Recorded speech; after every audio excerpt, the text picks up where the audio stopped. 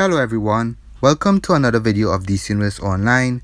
Today guys, I'm going to be doing a fire tank tutorial for survival mode season 3. I'm going to be showing you guys how to spec for this build. It's going to be a shield meta build. So basically, I'm not going to be really healing with fire. It's all about mitigating a lot of damage. With this loadout, because in the higher rounds, you got to mitigate most of the damage. It's not really about healing. Although fire tanks do a lot of healing, guys, the heals are not really going to be that fast enough for those higher rounds. So in this build, you want to prevent all the damage. So in this case, I'm going to do a shield meta build for fire tanking, something similar to ice. So with that being said, guys, let's get right into it. Alright guys, first I'm going to show my gear real quick. For tanking, I use a rifle. The rifle is going to be very easy to use, especially for countering bosses. You don't really have to launch clip. For instance, when you launch a boss, you clip a power to cancel the animation. That way you don't launch straight into the boss. The rifle is really good. You can launch a boss and you remain in the same position. That way you won't really go too close to the boss. For the white mod in the weapon, I'm going to be using Absorption Adapter 5. This gives a shield when I apply weapon attacks. For the head mod, as you guys can see there, I'm going to be using Supercharged Dash Attack. If you're not super speed, you can use Supercharged Dust Off. If you're flight or if you're acrobatics, you could use Perfect Poise. For the neck mod, I'm going to be using Fortified Assault. For the back, I'm going to use an Accelerated Burnout. This reduces the cooldown of fire burnout by 10%. For the chest mod now, I'm going to be using Hearty. For the leg, doesn't really matter. I use Restoration Flashpoint just for my battle tank, as you can see there. For the feet, I'm going to be using Tumbling Master. And for the hands, I'm going to be using Max Damage. For the artifacts, I'm going to be using Lazarus Split Water, Manacles of Force, and Everyman Prototype. Those are the 3 artifacts I'm going to use. The utility belt, I got my supply drop, my personal dampening fields, my orbital, and my tank Shadow Man Bat. He's going to help me tank a little bit, as you can see there. So for the augments here, I'm going to be using, for the origin augments, the dominating ones. And for the adaptive augments, I don't have the dominance ones. You could use the dominance ones, but I have the might ones. You know, I'm going to be using the might ones maxed out, because I don't have the dominance ones, just for the extra dominance. But it's up to you, you know. If you have the dominance ones, you could use that, you know, but I DPS also, and I just got one up, which was the might one. So for the allies now, guys, this is the allies I'm using. Allies, you could use any allies you want, but Superman ally must be part of this build. I'm using Queen Diana for tanking. Her gonna help me tank. Cyborg for the power, and Superman Inspire and Breakout there. That ability, that support ability there, that's gonna be a group shield. When I use my group breakout, I'm gonna give the group a group shield every single time. That's gonna help out a lot with mitigating a lot of damage, and it's also gonna help the group preventing a lot of damage also. So yeah guys, these are the allies I'm using at the moment. As I said before, Superman must be one of the allies for the build. Cyborg could be replaced for Lex Luthor ally, as you can see there. Lex Luthor is a little better for tanking. For Queen Diana, you can replace that with House of Legends boss, just to do a little more damage on the boss to help out with the damage, because House of Legends boss do a lot of single target damage. That can help out with the DPSs and stuff, but it's up to you. I prefer to use Queen Diana, you know, just my preference, guys. I have House of Legends bots, but I prefer to use Queen Diana. With that being said, guys, now I'm gonna move on here. I'm gonna move on to the skill points and spec and loadouts and stuff. So for the weapon here, rifle, 1 skill point, that's all you need. Just so you could do the lunges. Nothing else, just 1 skill point. I'll show you guys real quick how I do the lunges here. Let's do the lunges, demonstrate. As you see there, to counter the bosses. Moving on now, I'll go to the iconic powers, show you guys real quick. For the iconic powers, the first one, if you're not super speed, you want to get is Amazonian deflection. Amazonian deflection here on the left side here. You want to get that. I'll demonstrate why you need that later on. Then you want to get mesmerize and lasso. If there's 2 tanks, you could use this to taunt the boss and also pull enemies towards you. You know, mesmerize and lasso is really good. Like if there's 2 tanks and you want to grab aggro, you could also use your regular taunt, but it's up to you. Then you want to get hard light shield. Hard light shield. Fire Bloom, you're gonna ignore that. You don't really need that. That's just for Gemini spamming. I just have it here for Gemini spamming, but you don't need that, so you don't need to wait to that skill point. So that's it there for the iconic powers. Now I'm gonna move on to the super speed. Speed force. And then you're gonna get all your innates. If you're flight, you're gonna get your whatever movement to activate your super speed movement. And acrobatic the same thing. And all your innates. As you can see there. All the innates are very important. For super speed, you're gonna get dash attack and phase dodge. Ignore metabolic boost and speed drain, that's for Gemini spamming. You don't really need those there for this build, so you could ignore that. And I just have it there. So dash attack, if you can't get dash attack, if you're not super speed, you could use perfect poise for acrobatics and dust off for flight. If you're flight. So those are the points you need for the movement tree there. Those are important ones.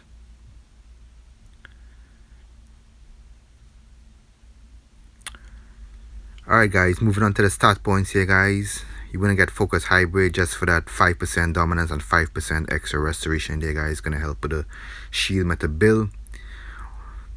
As I said before guys, it's a shield meta build, but with the odds, when you gotta tank the odds, you're gonna be using backdraft. That's gonna help with healing. So you need to max out critical healing chance and critical healing magnitude just for that part where you gotta tank the odds with the backdraft. You wanna put the rest in dominance. And if you have extra skill points, drop it in restoration. If you have a lot like me, you could put some in health. I put 100 in health here, just a little more health. But if you don't have a lot, drop it in restoration. If you don't have a lot of skill points, make sure you get all dominance first. You know, max out that dominance. Dominance is very important.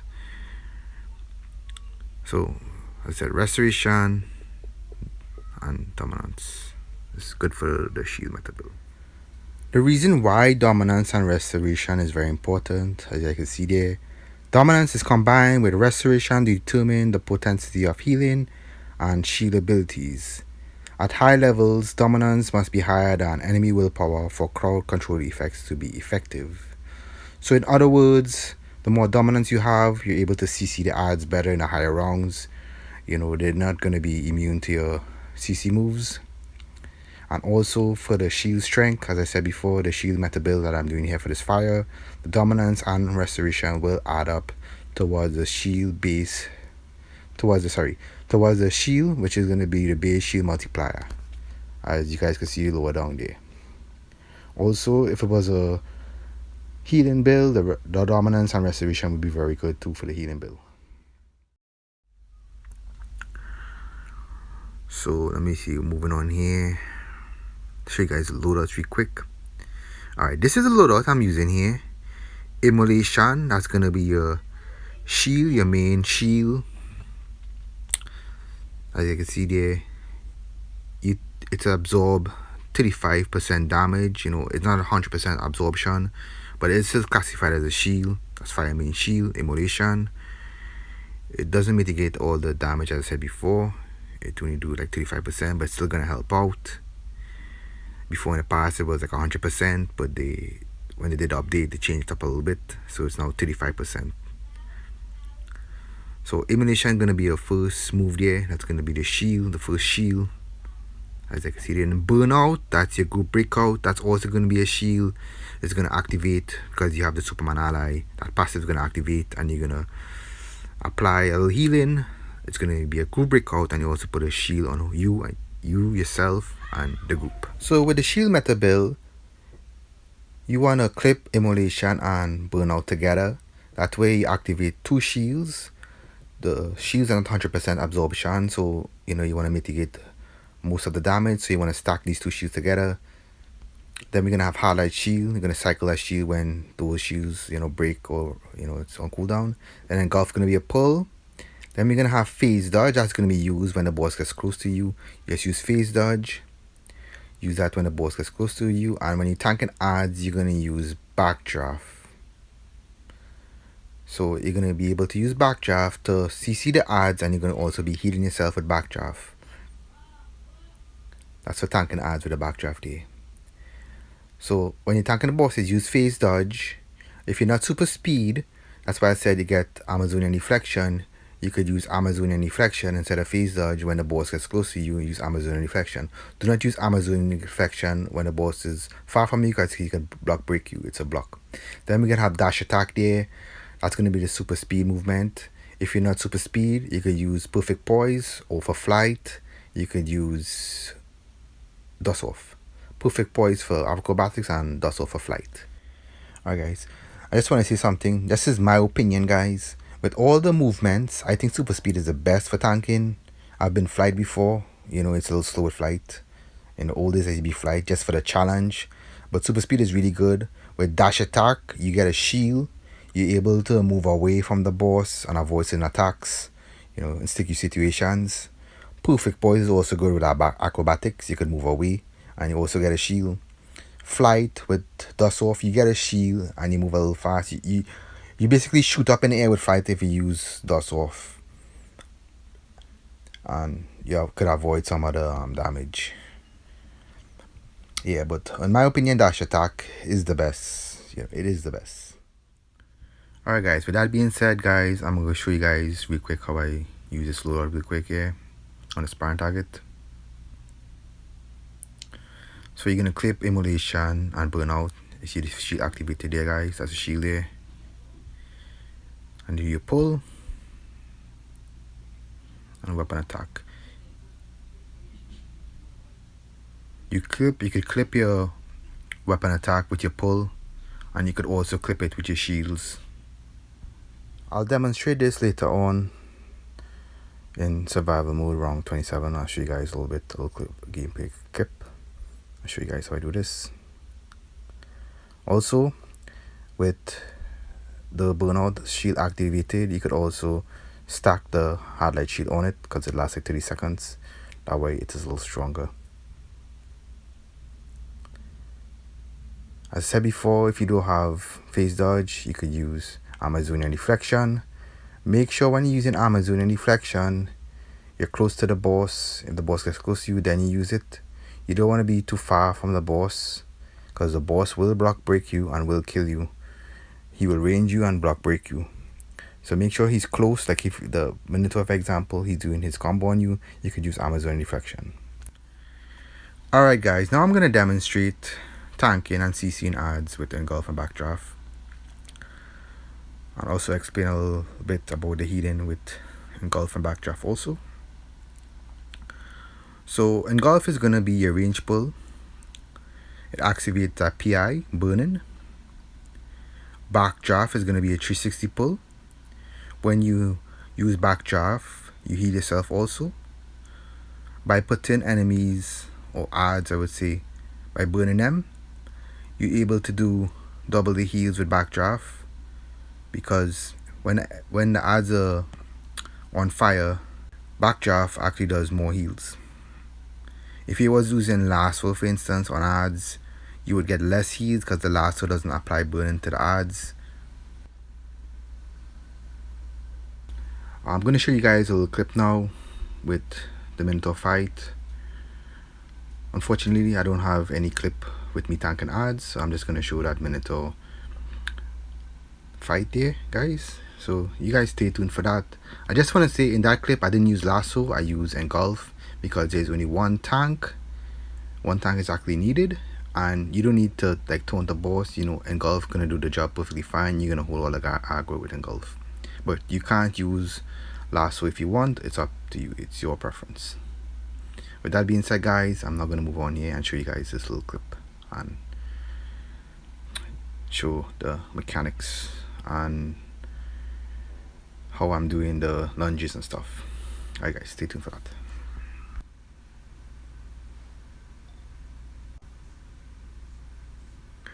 So here we had round 27, the mentor fight. So as you guys can see there, I'm clipping my pulls with my lunges when I use the rifle weapon. Also clipping my shields, as you guys see there. Immolation clip with the stoke flames also. So basically most of the time I'm just lunging and clipping my powers, clipping my pulls and my shields. So I'm gonna cancel the animation.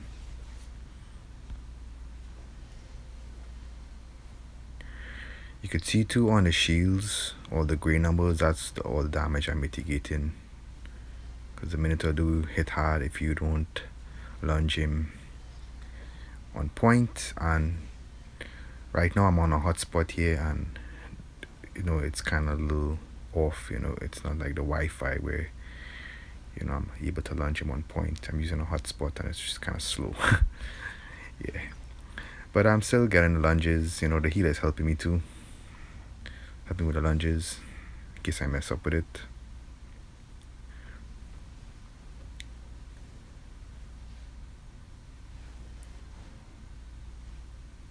So as you can see, it's all about mitigating damage. You can't really heal, you know, with a healing build with fire. He's not gonna be fast enough. You know, it's all about mitigating all the damage.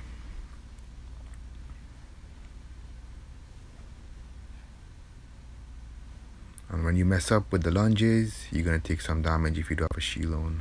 Well, you're gonna take some damage because the immolation and the burnout is not mitigating 100% damage, you know.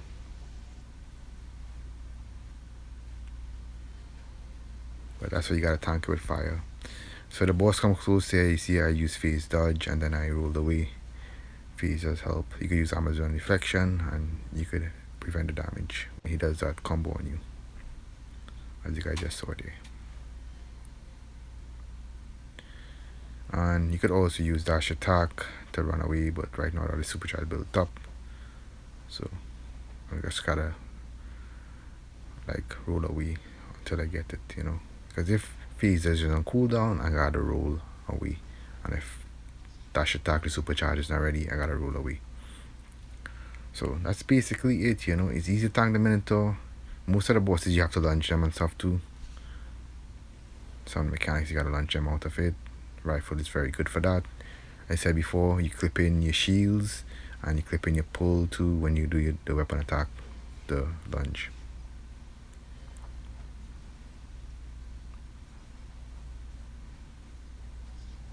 When the Minotaur charges sometime and he misses a chain, you gotta be very careful too, because he can one-shot the tank. But he did. Fortunately here he hit the chain. So let's see, basically all you gotta do is lunges and put your shields on and mitigate most of the damage. That's basically what I'm doing here. And when he charges here, hit the chain. Most of the time hit the chain in this run, so we didn't have the issue with him like one-shotting people with that lunge move there. I can see there I just used dash attack and dashed away from that move. See, dash attack is very useful. As I said before in my tutorial earlier on, dash attack is very useful to get you out of sticky situations and avoid a lot of damage. So you see how much numbers I'm taking here, grey numbers, all those grey numbers, that's how much damage I'm mitigating all the damage.